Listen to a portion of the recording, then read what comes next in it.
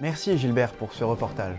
Nous retrouvons maintenant Jacques Hady devant les bureaux du cinémateur. Jacques, vous avez des informations à nous communiquer, je crois. Oui mon cher Laurent, c'est exactement ça. Je suis actuellement en direct du QG du cinémateur et nous allons tenter d'en savoir plus sur le dernier sondage IFAP qui place Océan devant Jules.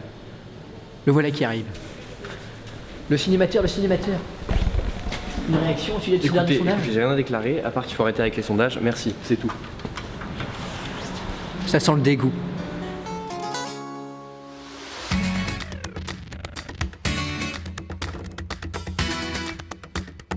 Bonjour à tous et bienvenue sur le Cinémateur TV pour ce deuxième bulletin d'actualité. Vous l'aurez sûrement deviné puisque vous avez lu le titre de cette vidéo, aujourd'hui on va parler des sondages.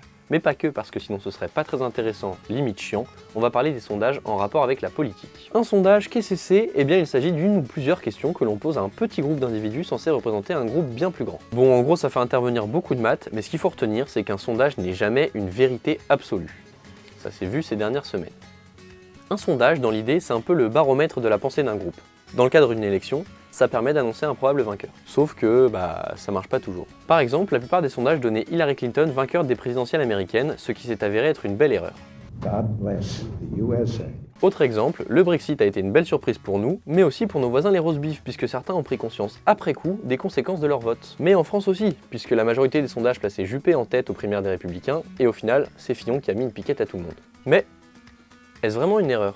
Dans le cas de la présidentielle américaine, le peuple donne raison au sondage, puisque les Américains ont donné 2 millions de voix de plus à Hillary qu'à Donald. Ce qui a faussé la donne outre-Atlantique, c'est le système électoral américain à base de winner takes all et de grands électeurs, qui est directement responsable de l'élection de Donald et donc de l'erreur des sondages.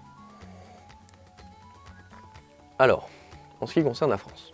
Avant de taper sur les sondages français, il faut rappeler que ces sondages avaient souligné la remontée de Fillon une semaine avant le scrutin du premier tour. Et avec raison quand même, puisque c'est lui qui devrait représenter la droite au présidentiel de 2017. Bien évidemment, je pouvais pas parler des sondages et Fillon sans parler des présidentielles et Fillon. Alors que s'approchent à grands pas les présidentielles, le candidat de droite est en pole position pour remporter les élections tout court. C'est pas nouveau, ça fait longtemps qu'on dit que le candidat de droite sera sûrement le vainqueur des élections. Le souci, c'est pas tant qu'un candidat de la droite soit élu au pouvoir, ça il y en a déjà eu en France. Non, le souci c'est plutôt qu'un candidat représentant un certain aspect de la droite soit élu au pouvoir aujourd'hui. À l'heure où les tensions sociales sont à leur paroxysme et que la France est à deux doigts de basculer comme nos amis anglais et américains du côté conservateur et isolationniste de la force, élire un président qui est opposé à une France multiculturelle, c'est à mon sens se tirer une énorme balle dans le pied, surtout quand on prétend vouloir retrouver l'unité nationale. Je suis pas du tout en train de dire que je comprends pas ce genre de réaction, je pense juste que c'est faire preuve d'une certaine étroitesse d'esprit dans un monde tellement ouvert que certains se sentent envahis. Après, je suis pas non plus en train de diaboliser Fillon, il sera toujours moins pire que la fille de celui dont on ne doit pas prononcer le nom.